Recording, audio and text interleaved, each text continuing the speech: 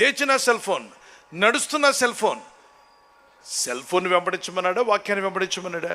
వాక్యం. గట్టిగా చెప్పండి, వాక్యం. ఈరోజు వాక్యం పక్కకు పోయింది. ఎవరు వచ్చారు? కూర్చుంటే సెల్ ఫోన్, నిలబడితే సెల్ ఫోన్, నడుస్తుంటే సెల్ ఫోన్, ఏ పని చేస్తున్నా సెల్ ఫోన్, మొబైల్ ఫోన్ చూసుకుంటున్నా. ఎంతమంది ప్రమాదాలకు గురయ్యారో మీకు తెలుసా?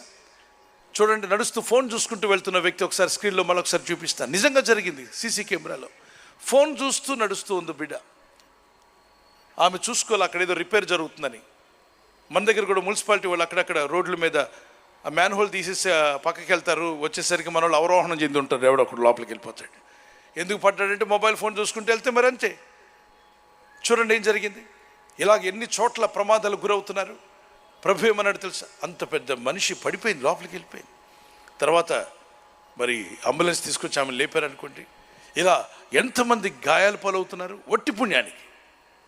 ఒక కుమార్తె అయితే లారీ కిందకి వెళ్ళిపోయింది.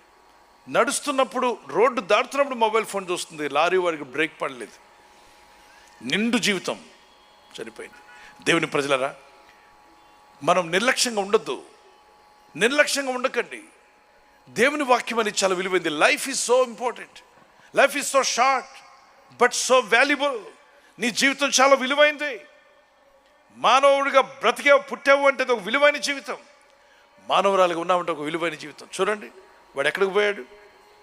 నిండు బ్యాప్తిసం పాస్టర్ గారు లేకుండా తీసుకున్నాడు, మునిగి నీట బ్యాప్తిసం తీసుకున్నాడు, మొబైల్ ఫోన్తో తీసుకున్నాడు.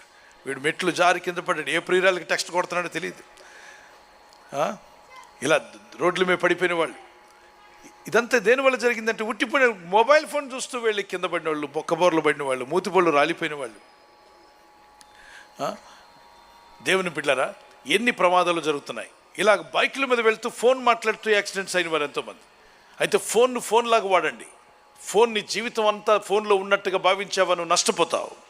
ఇక్కడ దేవుని వాక్యం చెప్పింది అంటే సాతానుడు చాలా తెలివైన వాడు. వాడు ఏం చేస్తున్నాడంటే, బైబిల్ పక్కన పెట్టండి, మొబైల్ ఫోన్ చూసుకో. Information no transformation.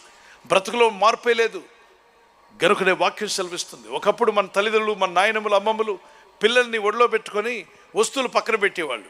ఇప్పుడున్న లేటెస్ట్ తరం ఏం చేస్తున్నారు తెలుసా? ఫోన్ని ఒడిలో పెట్టుకొని బిడ్డను కింద పడుకోబెట్టింది. చూడండి, మా తల్లి బిడ్డనేమో కింద పడుకోబెట్టి, చంటి బిడ్డను ఏం పట్టుకుంది చేతిలో? Mobile phone. మరొక తల్లి చూడండి, సింపాంజీ ఏమో తన బిడ్డను, సింపాంజీ కోతి, అదే సింపాంజీ అంటామే,